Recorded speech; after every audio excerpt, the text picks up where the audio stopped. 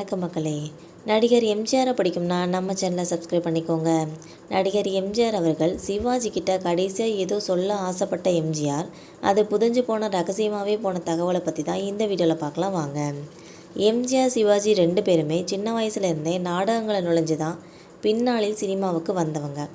எம்ஜிஆர் 10 வருடங்களாக சின்ன சின்ன கதாபாத்திரங்களை நடித்து தான் ராஜகுமாரின்ற படத்தின் மூலமாக ஹீரோவாக நடித்தாங்க. ஆனால் சிவாஜியோ பராசக்தி என்கிற முதல் படத்திலேயே ஹீரோவாக நடித்தாங்க. எம்ஜிஆர் ஆக்ஷன் ரூட்டை கையில் எடுத்தால் சிவாஜியோ சென்டிமெண்ட் இந்த காட்சிகளில் அழுத்தமான குடும்ப கதைகளில் நடிப்பாங்க. எம்ஜிஆருக்கு சண்டை காட்சிகள் என்றால் சிவாஜிக்கு நடிப்பு என மாறியது திரையுலகம். சிவாஜிக்குன்னு தனி ரசிகர்களும் எம்ஜிஆருக்கு தனி ரசிகர்களும் உருவானாங்க. சிவாஜியோட நடிப்பை எம்ஜிஆர் எப்போயுமே புகழ்ந்து பேசுவாங்க. அதே போல் எம்ஜிஆர் மிகவும் மரியாதையாக அண்ணன்னு சொல்லி தான் சிவாஜியை அழைப்பாங்க.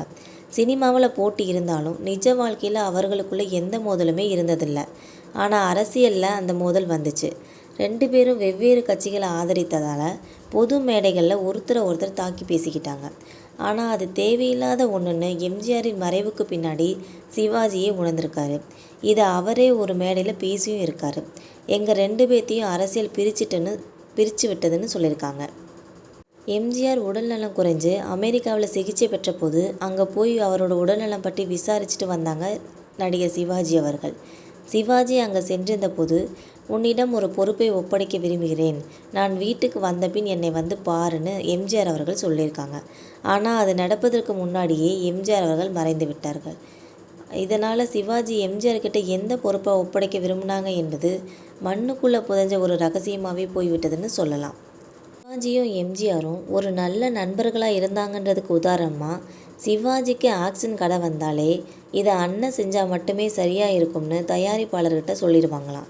அதே போல் சென்டிமெண்ட் காட்சி கதைகள் ஏதாச்சும் வந்துச்சுன்னா இது தம்பி கணேசன் செஞ்சால் தான் சரியாக இருக்கும்னு எம்ஜிஆர் அவர்களும் தயாரிப்பாளர்கிட்ட சொல்லிடுவாங்களாம்.